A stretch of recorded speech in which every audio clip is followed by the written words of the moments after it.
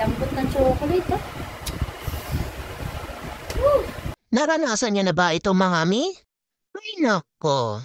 O siya, samahan niyo ako mga mi kung bakit nagkaganyan yung aking cake order. Ang size nga pala ng cake na to ay 6 by 5.5 moist chocolate cake yung order ni client and gusto niya ay yung pastillas fondant. At pinakikinis ko na rin mabuti itong kanyang cake na may chocolate ganache. Ang ratio nga pala na ginamit ko dito is 1 kilo, dark chocolate at isang all-purpose cream. Nag-start na nga din ako magmasa dito ng pastillas fondant. Ang ginagamit ko nga palang method sa pagko-cover ng cake ay paneling method. So ganito muna yung ginagawa ko, gumagawa muna ako ng lap. And then ayan, nakikita nyo na nga na pinakikinis ko at aking kinakat. So meron ako dyang mahabang ruler, yung pinaka-stainless. And then saka ako gumagawa ng pinaka-bilog para sa ibabaw ng cake. Ang pagkakamali ko nga pala na nagawa dito is hindi ko pala na-chill yung pinaka-cake. Kumbaga nawala na nga sa loob ko kasi nga ay naghatid ako sa anak ko sa kanyang school. Then pagbalik ko nga ay ginagawa ko na nga iyan. Talaga nanay ka, ang hirap din talaga mag-multitasking. Kaway-kaway sa mga nakaka-relate dyan mga mi. Dapat ay well-chilled yung cake bago ako mag-cover ng fondant. Dati naman ay ganun ang aking ginagawa. Pero hindi pala uubra yung ganun ngayon kasi nga ay napakainit ng panahon. Pagkatapos ko nga mag-cover ng cake ay sumundo naman ako sa anak ko. And then pagbalik ko, ganyan na yung cake. Nakikinis ko kasi siya ay parang tinamaan ako dyan at halos lumalabas na yung pinaka-chocolate. So kaya ang ginawa ko ay inalis ko siya. At inalis ko talaga mga mi. And then nakikita nyo naman diba na malambot talaga yung chocolate. Ako talaga yung stress ko dyan mga mi. At first time ko talaga nangyari na umulit sa cover na fondant ng cake. Never ko pa talaga nagagawa ito mga mi, yung uulit ka. Sobrang init ng panahon ay talaga naman. Kaya siguro nagkaganyan yung cake. Saya-saya ko pa naman dyan, mga mi, kasi nga, ako talaga ay okay na yung aking fondant, yung pala ay uulit pala ako. Wala akong magagawa kundi umulit. Wala na rin time para magpanik. Ang ginawa ko ay nire-rescue yung fondant. Yes mga mi, nagawan ko po talaga siya ng paraan at wala na rin akong time para gumawa ng panibagong fondant kasi nga ay kukunin niya yung cake ng gabi. Kasi sabi ni client 11 PM daw niya kukunin yung cake. So,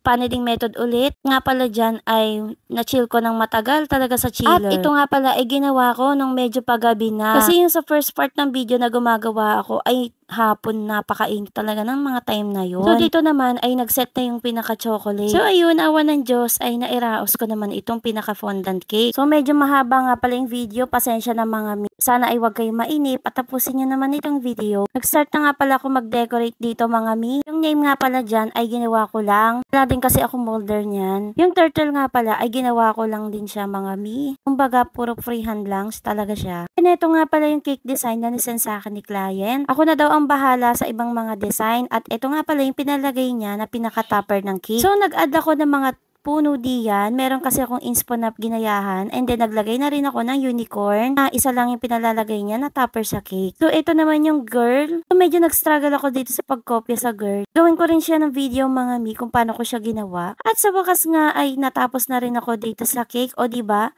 May mga flaws pa rin siya. Pero at least, nairaos pa rin ng cake. At nung naisend ko nga kay client, ay ang sabi niya, ang ganda daw. O kayo ba mga mi, ano sa tingin nyo, maganda ba? Halata ba na 2 beses ko siya inulit? Matagal din talaga ako na bakante sa paggagawa ng fondant, kaya medyo na nga pa talaga ako mga mi. Actually, yung last pa order ko ata ay parang January pa. Pero ang ganda ng cake, diba? Hanggang dito na lang mga mi. Thank you so much for watching.